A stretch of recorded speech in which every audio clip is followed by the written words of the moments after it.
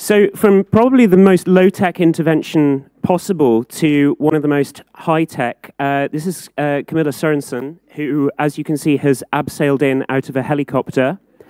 And she is here to present a really high-end technological intervention, which is the use of virtual reality. Now, I didn't realize before I was coming to do this conference that I'd be introducing virtual reality technologies. My boyfriend's job is to speak at conferences about virtual reality technologies, and I wish that I hadn't blanked out everything that he said about his career for the whole of the last 5 years. But so I'm just going to hand it over to somebody who knows far more about it than I do, Camilla Sørensen. Thank you.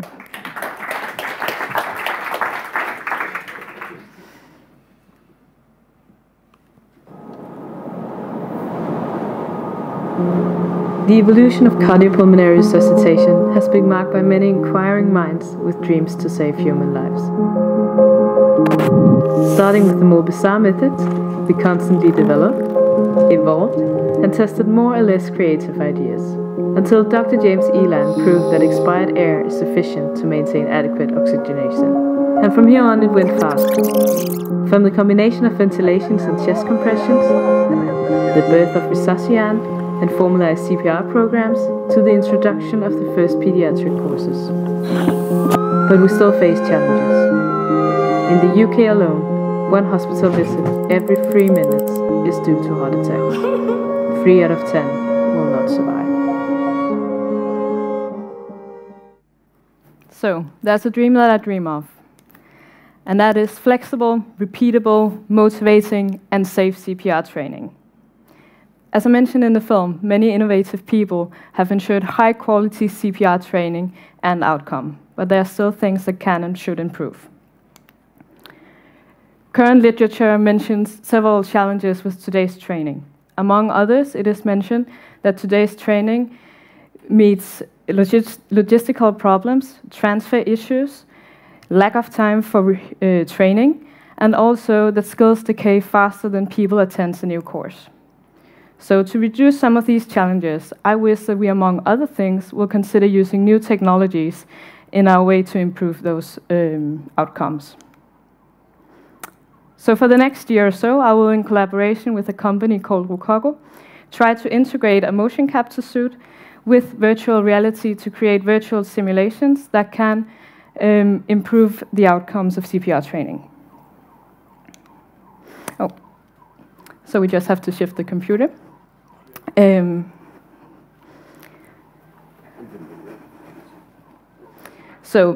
This is a motion capture suit, as you have probably already guessed, and it works with 19 sensors in this suit that sends live feedback for the computer down there. It is completely wireless and have a range for up to 100 meters, and it needs no external parts. So just to show you how it works, I will just calibrate the system in a second.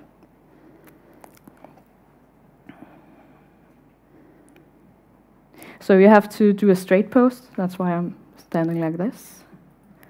And then hopefully in a second you will be able to see your avatar. Yes.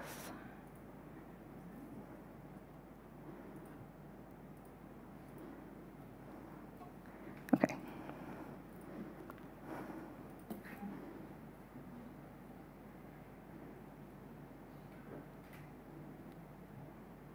So, as you can see, it will detect all of my movements in real time. So I would be able to jump, or I could even make a small dance. Yes, quite impressed with that, I can see. So for the last couple of weeks, we have tried to integrate this suit in a little virtual environment that I will show you in a second. It's still a demo, and it has a lot of flaws due to the short amount of time put in it so far. But hopefully it will give you a visual understanding of what I'm trying to explain later on. So Rasmus, would you please start the program?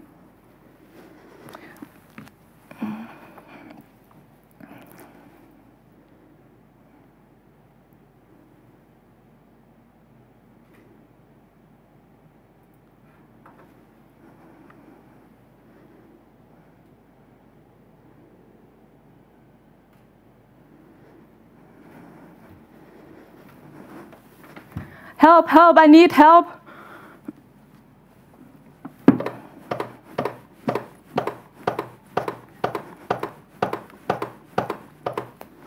Okay. So this was just a very short exercise, and now I will try to show you how you can use it for playback.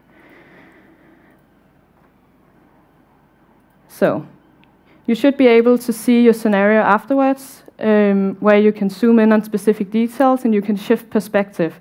And this is quite unique since we are using 3D images instead of the 2D images that you get from video recordings. So here you can, of course, use this for feedback or debriefing sessions, where you, in this particular example, will make sure that I knew that I was not following the algorithm and that children needs 5 rescue breaths before providing compressions and so on. So this is, again, really short demo of what this can be turned into. In the next year, we will try to integrate this with head-mounted displays, which is the goggles. So that means that I, as a participant, will be able to see this virtual environment. And instead of looking at a mannequin, I would be able to see a boy having cardiac arrest. And because I'm wearing the suit, I will be able to also visualize my hands and my legs, which is not possible normally in virtual reality, where you block the real world out. So that is why this suit is actually quite clever, smart for this purpose.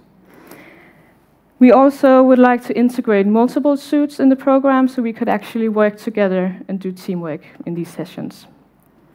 So that's the dream. But today, we already know that augmented and virtual reality are being used with good results. We see it used in pain management in children. There was a study out a couple months ago which showed really good results in this area. And also we use it for prepping for procedures and operations. Today I will mainly focus on explaining to you where it is used in CPR training at this moment.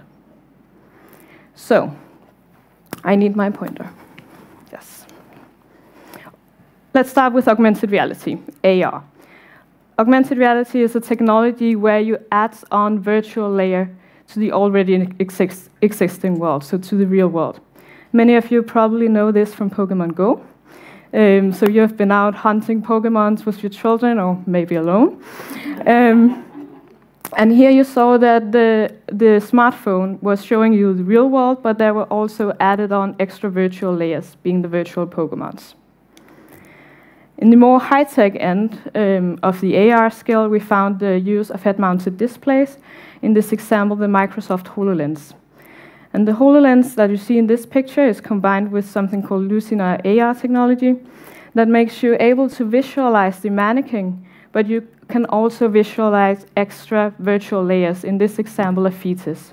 So this makes you able to train different birth scenarios and visualize the complications and train how you would act in these situations. The use of smartphones in AR technology has been used for several years. Here it is an example from the American Heart Association, who provides laymen with a free app where they can train CPR at home. Here all you need is a functional smartphone with a camera, so you can visualize the floor in your home, and then you can put on a man who has cardiac arrest, and you can train the algorithm and will receive feedback during the training. Another way it's used is with the HoloLens again, where Microsoft provides medical students with a human anatomy app, so they can train anatomy everywhere at any time. So they can just put on the glasses, and then they will be able to visualize, for example, the heart. They can move it around, they can get closer, they can look at the different layers. And here you could imagine that you could visualize why it works to compress the heart. Also, the HoloLens can be used in combination with the Vimedix ultrasound simulator, where you are able to still see the mannequin, you're able to see your ultrasound probe, but you can also look directly inside the mannequin. So you can actually visualize what you're looking at with the probe and see the organs inside.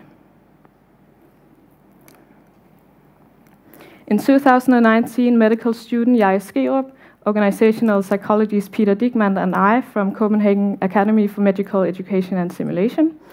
We conducted an integrative review where we looked at the current research of AR used in healthcare education beyond surgery. Here we found that there were improved learning outcomes by implementation of AR in healthcare education. And we also looked at the distribution of studies, and we found that only one study was made in the pediatric field from 2014 to 2019, but 7 studies came from the anesthesiologist. So room for improvement. Virtual reality is a bit different. Here you are fully immersed in the virtual world, so you block the real world out. So that means you're only able to see the virtual content. With virtual reality, you really get a sense of being somewhere else. We refer to this as presence, and current literature indicates that it is this feeling of presence that makes you able to have experiential learning and actually transfer this learning to real life. Virtual reality again comes in a wide range, from 360-degree videos where you're not able to interact with the scenarios to fully immersed VR, where you will receive inputs as audio input. You will be able to visualize the scenario, but you will also be able to get haptic feedback, and you can even add smell and taste and stuff like that. In these fully immersed scenarios, you are able to interact with other team players. You will be able to interact with the scenario itself, the environment, and the patient. And they will be adaptive to the treatment that you initiate. But back to how it's used in CPR training. This is a picture from a study I conducted a couple of years ago, where we introduced 360-degree videos to a basic pediatric life support course for laymen. And we compared the use of the 360-degree videos in combination with hands-on mannequin training with a traditional course. Here we found that the VR group felt statistically significant more emotionally involved.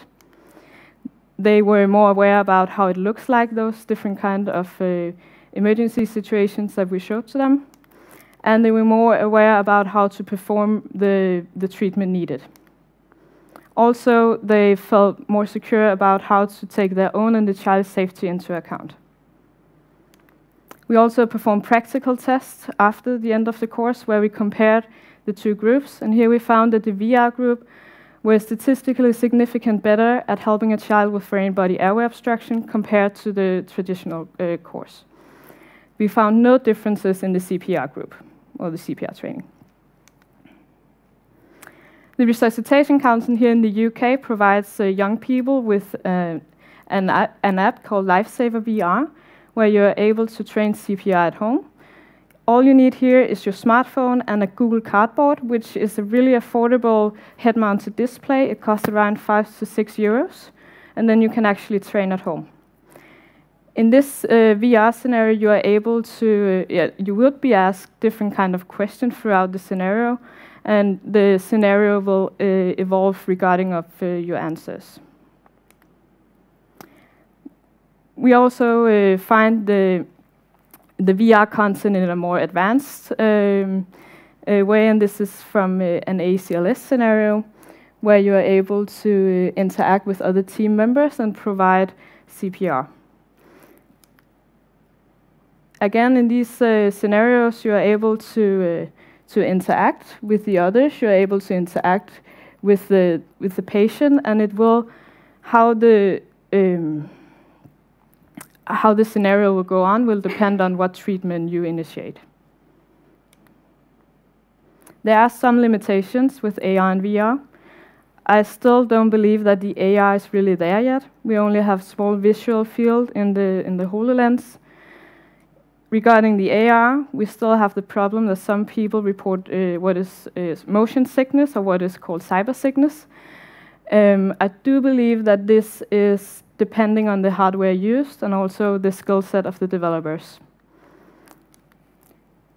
And we do need developers, we need programmers and producers to help us make this content, and it can be quite expensive. And then we lack research in this area, both regarding the AR and the VR.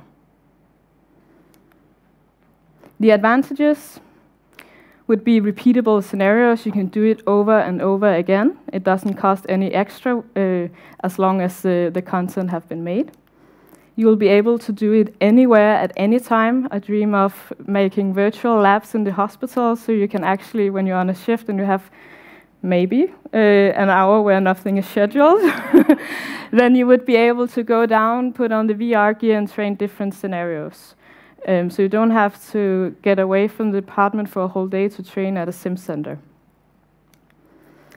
Also, it provides immediate and objective personalized feedback.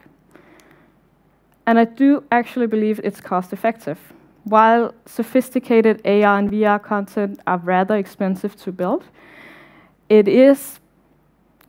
I think it is cheaper compared to putting up a lot of large-scale simulation where you need high-fidelity mannequins, which can be quite expensive. You need a whole team who have to be off from duty. You need a lot of educators, and you need a sim center as well. We do have to take the teamwork. The teamwork is important. We do have to develop this together with the tech industry. I don't think we can do it alone. They have a lot. Yes, they have a lot of insights in how this should be done in the right way. So there have been many dreams to help us innovate education and improve the outcome of CPR training. AR and VR cannot and should not replace all CPR training, but I think it offers exciting new opportunities with a high impact. So there's the dream that I dream of, and that is that we can work together to find out how we should use these new technologies in the best way to ensure flexible, repeatable, motivating, and safe training for as many as possible. And as said in Peter Pan, all you need is faith, trust, and a little pixie dust. Thank you.